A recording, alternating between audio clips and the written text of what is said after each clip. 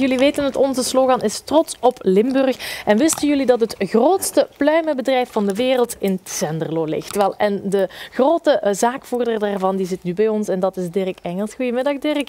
Je hebt meteen wat pluimen meegebracht? Ik heb wat pluimen meegebracht, ja. Wat boa's en grote pluimen, kleine pluimen en ook voor jou verschillende toepassingen. Ja, want dit is dus wat jullie doen. Hoe ben je daarmee begonnen, met ooit iets van pluimen te doen? Dit is een lang verhaal, het gaat ook al heel ver terug. Maar om bij het begin te starten eigenlijk, het was mijn grootvader die taxidermist was. Ja. Dat is uw opa hier, hè? Nee, dat is mijn vader. Dat is uw papa. Dat is mijn vader. Okay, ja. Mijn grootvader die was taxidermist, dus hij was eigenlijk opzetter van dieren. En in die tijd, en dat was heel veel jaren terug, werden heel veel fazanten gejaagd en zo. En die kwamen dan bij mijn grootvader, werden die binnengebracht. En als die binnengebracht werden, dan was dat voor het vlees. Ja. En soms vroegen de jagers ook van, kijk, zet me die fazant op. Of indien dat niet nodig was, dan werd die gewoon opgezet en verkocht aan de mensen die dat graag wouden hebben. Dat gebeurt nu niet meer, hè. Dat is helemaal voorbij. Dat gebeurt nog altijd wel, maar dat is echt in Afrika. Dat heeft hier niet veel mee te maken. En van het een kwam het ander en daar viel hier en daar er al wel eens een pluim af. En mijn vader die had nog een broer. En met 2 broers zijn zij dan eigenlijk begonnen om wat pluimen te verzamelen. Daar is ook vraag naar gekomen.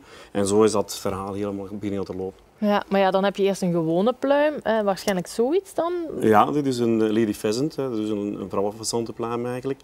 Die worden heel veel gebruikt natuurlijk voor de carnaval. Ja. En dan bijvoorbeeld hier in dit verhaal is het, een pluim is een pluim, maar het zijn wel fantastisch mooie pluimen. En voor Prins Carnaval en zo zijn zelfs de motieven ontzettend belangrijk. Hè. Dus als je hier kijkt naar die motieven, die worden effectief uitgekozen aan de hand van het motief. En de ene moet bij de andere passen. Dat gaat van 60 centimeter tot en met 1,20 meter en meer. En daar gaat men heel ver voor rijden om zo'n pluim dan te vinden. Ja. Dat is gek, hè? Ja. Allee, als je soms zo'n pluim ziet vallen of vliegen, let je daar niet op. Maar daar wordt dus veel geld voor gegeven. Daar wordt heel veel geld voor gegeven, ja. Is dat dan zoiets gelijk bont van konijnen? Of ja, bont, dan komen we natuurlijk in een heel ander vaarwater terecht. Want voor ons is dit ook ethisch ondernemen in de zin van, kijk, we moeten ook zien dat we alleen maar werken met dieren. En dus niet beschermde diersoorten, want dat is voor ons ook heel, heel belangrijk. Onze pluimen komen vooral allemaal van dieren die gekweekt zijn voor het vlees, die geschikt zijn voor de voedingsindustrie. Dus afval eigenlijk. En eigenlijk worden die pluimen gewoon weggegooid. En wij kopen die op, desinfecteren die en kleuren die in en selecteren die dan soort per soort of grootte per grootte. En verdelen die dan naar de verschillende richtingen, bijvoorbeeld zoals de collega hier, bloemisten, maar dan allemaal wel op groothandelsniveau en industrieel niveau. En dan komen we zelfs tot bijvoorbeeld kerstbalfabrikanten die pluimen verwerken. En dan gaat het hier over deze hier. Die worden verwerkt in bijvoorbeeld een glazen vogeltje. Dat zijn heel wat fabrikanten in Polen. Ja. En die staart die wordt dan gemaakt van die veren. En hoe wordt dat dan gekleurd? Is dat dan met de hand allemaal? Of is dat nee, dat wordt gekleurd in een verbad. Echt ongedompt. Gewoon in een bad, ja. En die veren worden daarin verwerkt. En die vogeltjes worden dan verkocht op een internationale beurs. En dat is in Frankfurt. En zo gaat dat dan heel de wereld rond. Jullie zitten overal?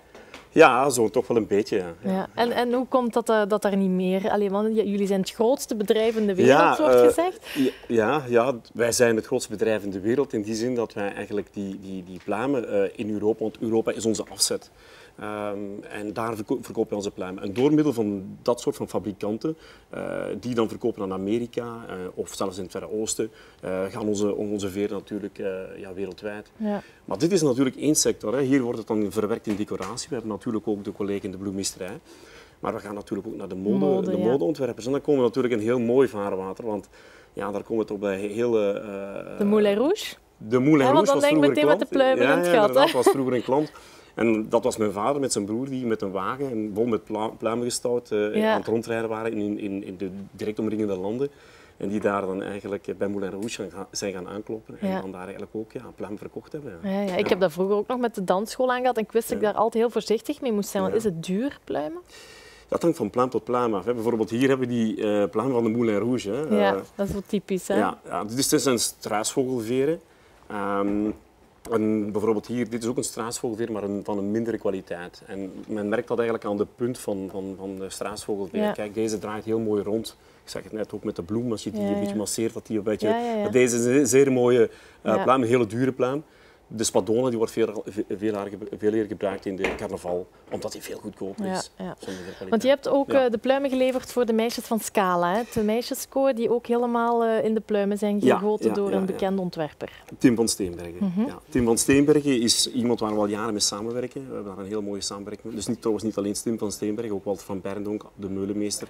En ga zo maar door. Ja. We hadden ook zelfs Christophe Koppens als klant, maar ja, spijtig genoeg is zijn zaak failliet gegaan. Maar voor Tim van Steenbergen heeft de meisjeskoor Scala gekleed.